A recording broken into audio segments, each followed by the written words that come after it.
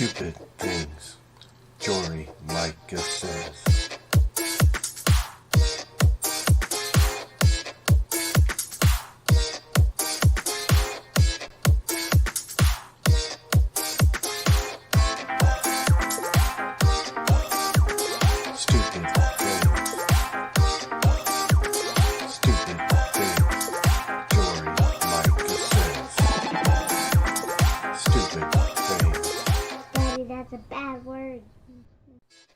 Hey, what's going on, everybody? Welcome back to Stupid Things Jory Micah Says, live on Facebook, episode number 6.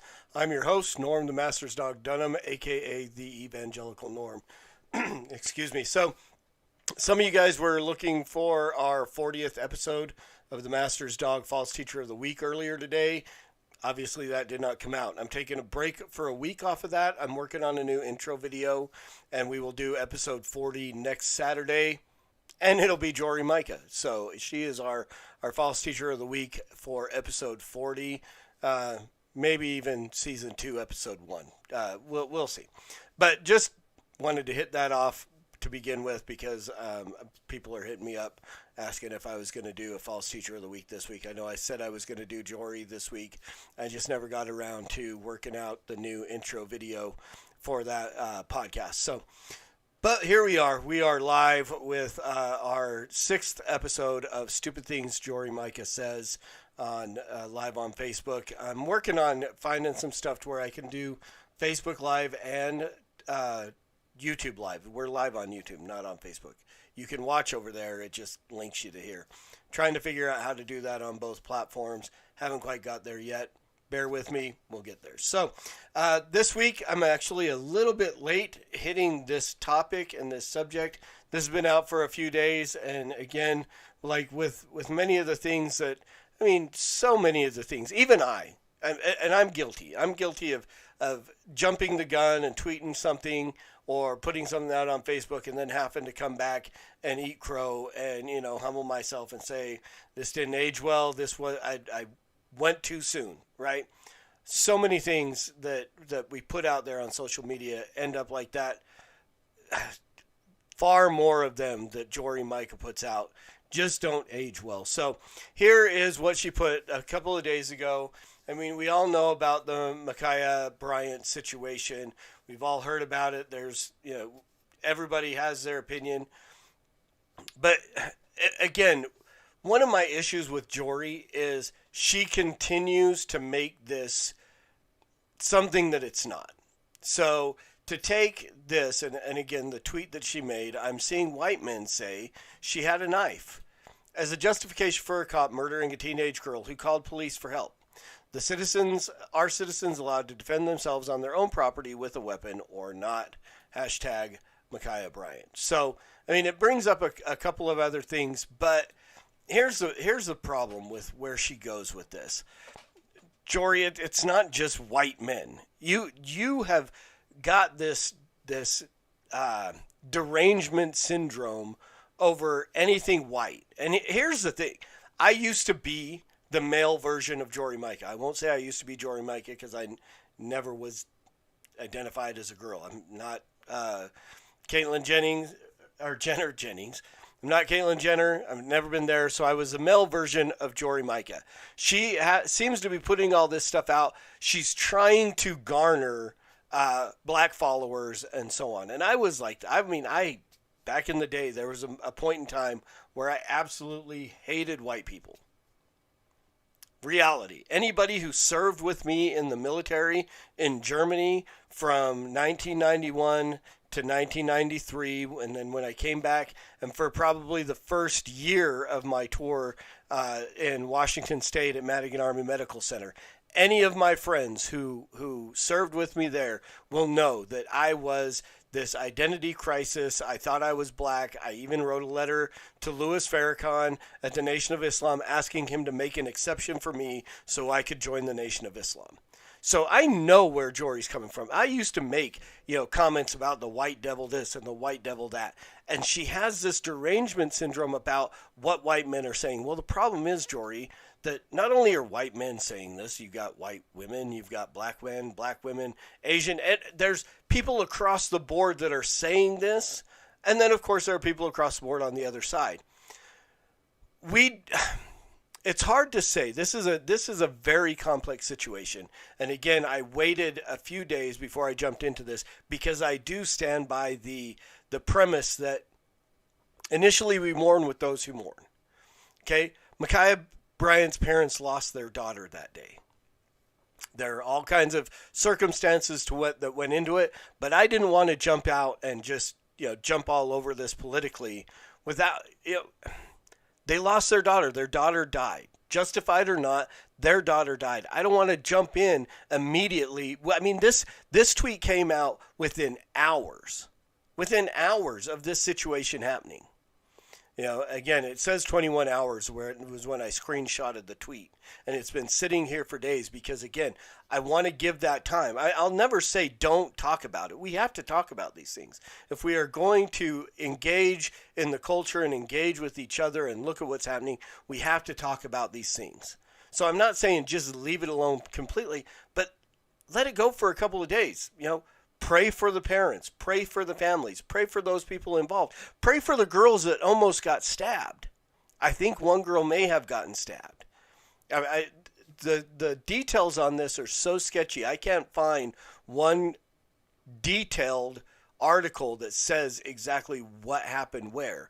What we know, and again, what we saw, same thing as in the George Floyd video, we saw what we saw. 9 minutes with a knee on the neck, absolutely unjustified. We saw a police officer get out of his vehicle, seeing a fight. He doesn't know which one of these people called him for help. He doesn't know who was the respondent, who is defending. He knows nothing except for there is one girl thrown to the ground, another girl going at her with a knife, then turning and going at another girl with a knife, literally ready to stab her when he acted. And that action cost Micaiah Bryant her life. It saved the life of the other girl. Now, there are people who go, well, you don't know that she was going to die. That was a big knife, and that thing was headed right for her abdomen. Any number of vital organs could have been punctured, destroyed by that. That girl likely would have been in a serious medical catastrophe. That police officer acted to save her life. But again, we can discuss that. We wait. We'll watch. We'll see what other information comes out and so on. Is it a tragedy? Absolutely. Would it have been a tragedy if the other black girl had been stabbed and died and the officer did nothing? Absolutely, it would have been a tragedy. No matter what, that situation, as you watch that video, it was going to end in some kind of tragedy. Either the cop is a racist white dude because he shot the black girl who was trying to stab the other girl, or he would have been a racist white dude because he didn't act to save the life of the other girl, right? I mean, and I'm not saying that across the board. I'm saying that from Jory Micah's angle. From the stupid things that Jory Micah says, this is what this cop, no matter what, as soon as he got out of the car and was white, Jory Micah, it was his fault. No matter what. There's no intention to wait or watch. So, again, it's a tragedy. I feel bad. And I like I said, I waited for a few days before I addressed this topic because I want to give that time. I'm not necessarily we do have to wait for all the details to come out. But sometimes you can look at something and you can pretty much have an idea of where this is going from the jump. But we do wait. But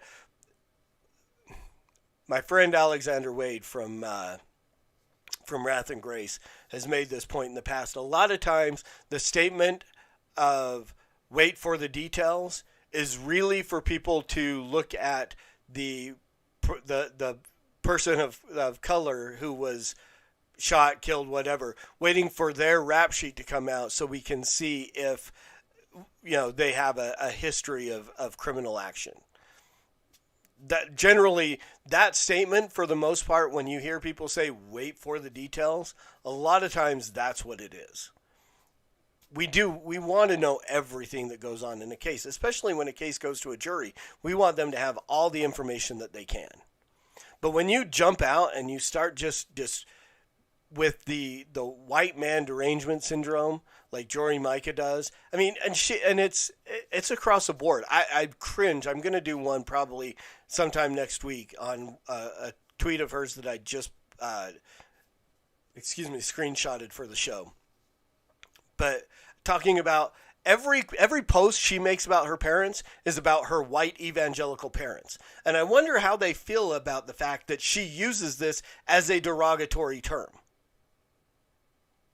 This is not a term of endearment towards her parents.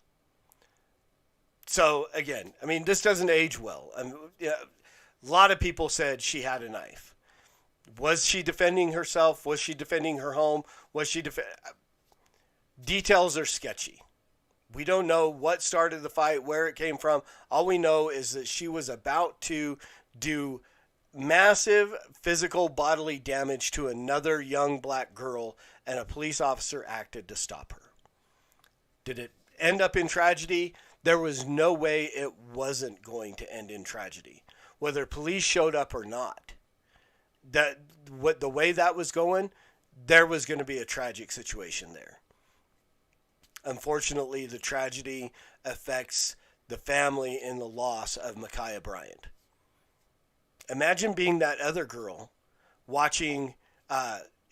Imagine being the other girl whose life was saved by the actions of this police officer, seeing the tweet from LeBron James of "You're next."